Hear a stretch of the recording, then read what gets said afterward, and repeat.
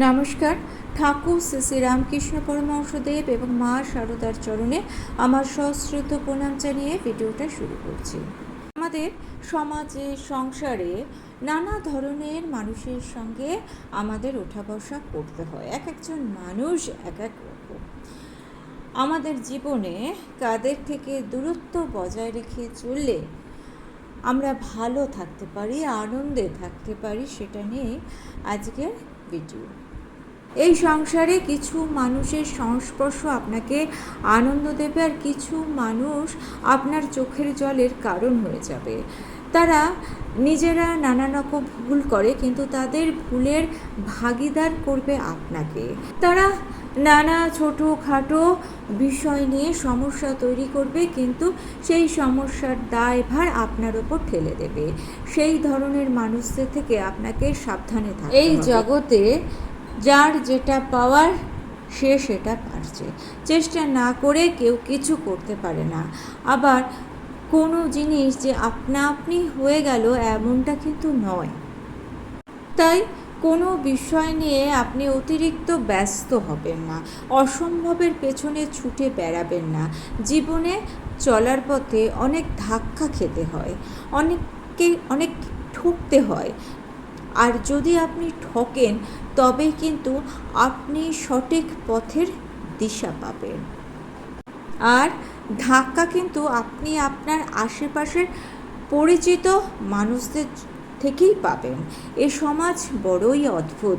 আপনি ব্যর্থ হলে বিদ্রূপের শিকার হবেন, আবার যখন আপনি সফল হবেন তখন আপনাকে ঈর্ষা করা বা হিংসা করা মানুষের সংখ্যা অনেক বেশি থাকবে। তবে এই দুই পরিস্থিতিতে আপনাকে বিচলিত, অশান্ত হলে হবে না।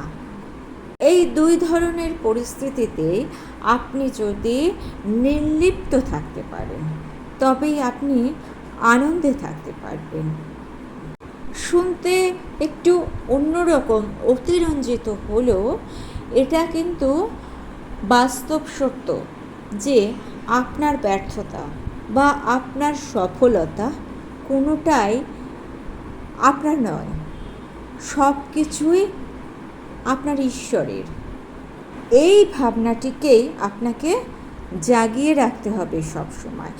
আপনি হয়তো কোনো কাজে বারবার চেষ্টা করছেন, কিন্তু বারবার ব্যর্থ হচ্ছেন, আর তখনই আপনি ধৈর্য হারিয়ে ফেলছেন। আপনাকে ধৈর্য হারালে হবে না।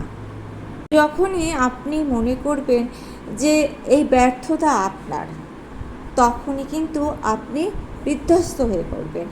আপনাকে ভাবতে হবে, আপনার মনে এই ভাব আনতে হবে যে এই ব্যর্থতা আপনার নয়, এই ব্যর্থতা তার, তিনি ব্যর্থ হচ্ছেন। তাহলে আপনি কোনো কাজে কখনো ধৈর্য হারিয়ে ফেলবেন না।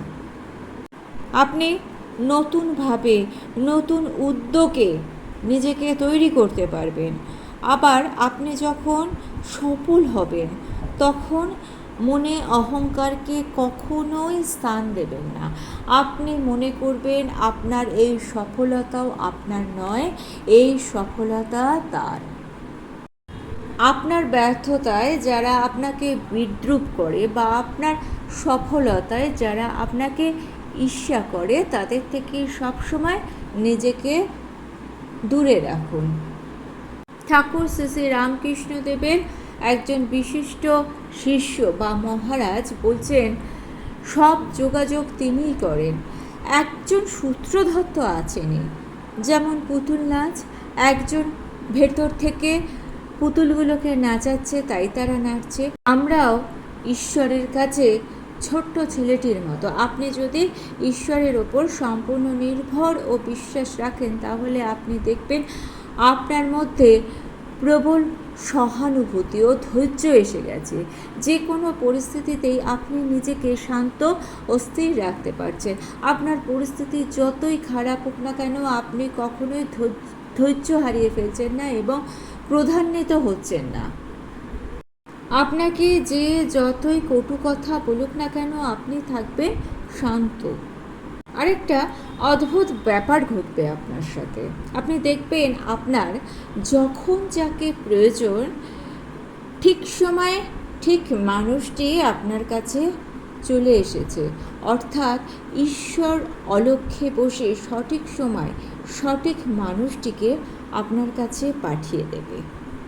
যখন যাকে আপনার প্রয়োজন, যাকে আপনার কাজে লাগবে, তিনি ব্যবস্থা করে আপনার কাছে তাকে ঠিক সময় পাঠিয়ে দেবেন। 1893 সালে 11 সেপ্টেম্বর শিকাগোতে ধর্মসভার উদ্বোধন হয়।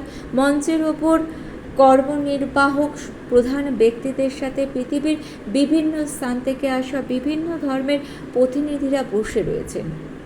খ্রিস্ট ধর্মের প্রতিনিধিরা তো ছিলেনই, আর ছিলেন ইহুদি, ছিলেন জৈন, বৌদ্ধ, ইসলাম প্রভৃতি বিভিন্ন ধর্মের মানুষ। বড় বড় পণ্ডিতেরা এসেছেন। তাদের সামনে বক্তৃতা দিতে হবে স্বামীজিকে। স্বামীজি সেই সময়কার তার মনোভাব একটি চিঠিতে লিখছেন। স্বামীজি লিখছেন, আমি জীবনে কখনো সাধারণ মানুষের সামনে বক্তৃতা দিইনি। এই সভায় বক্তৃতা দেব ভেবে আমার বুক দুরদুর করতে লাগলো, আর জিভ ভয়ে শুকিয়ে আসতে লাগলো। আমি এতটাই ঘাবড়ে গেলাম যে আগে বক্তৃতা দিতে ভরসাই পেলাম না। প্রত্যেকে বক্তৃতা প্রস্তুত করে এসেছিলেন, আমি কিছুই প্রস্তুত করে যাইনি। আমি শুধু দেবী সরস্বতীকে প্রণাম করে মঞ্চের দিকে এগিয়ে গেলাম। ঠাকুরের মুখ ভেসে উঠল চোখের সামনে, আর ভরসা ছিল একটাই, যে মায়ের অনুমতি নিয়ে তবেই আমি এখানে এসেছি। আর এর পরের ঘটনা তো সকলেরই জানা। স্বামীজি যখন অনাহারে অর্ধহারে দিন কাটিয়েছেন, তখনও ছিলেন নির্ভয় এবং নিশ্চিন্ত। আবার যখন তিনি সাফল্যের উচ্চ শিখরে পৌঁছে গেছেন, তখনও তার নির্ভরতা ছিল একমাত্র ঠাকুর শ্রী শ্রী রামকৃষ্ণ পরমহংসদেব এবং মা শারদার উপর। আর এই নির্ভরতাই ছিল স্বামীজির শক্তি। আর সেই জন্যই তিনি দীপ্ত কণ্ঠে বলেছিলেন, আপনাকে হাসতে হবে, আপনাকে হাসতে হবে আপনার অপমানের মুহূর্তে, আপনাকে হাসতে হবে আপনার অবহেলার মুহূর্তে, আপনাকে হাসতে হবে আপনার ব্যর্থতার মধ্যে। তবেই আপনি জয়ী হবেন, তবেই আপনি সফল হবেন, সার্থক হবেন। আর এই হাসি উপেক্ষার হাসি নয়, এই হাসি হবে আপনার অন্তরের হাসি।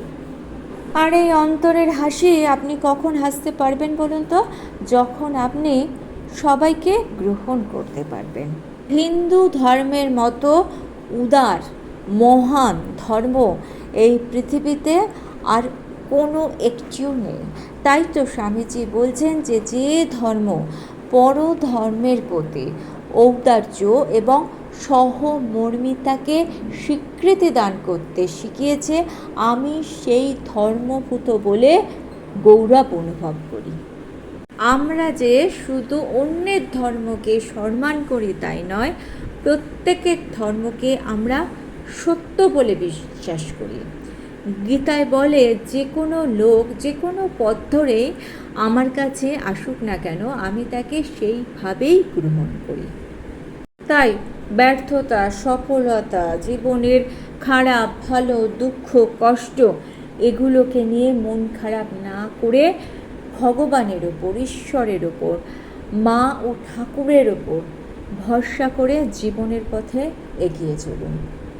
নিজের ওপর নিজের বিশ্বাস এতটাই দৃঢ় হবে যে কোনো কিছুই আপনাকে আর ভেঙে ফেলতে পারবে না।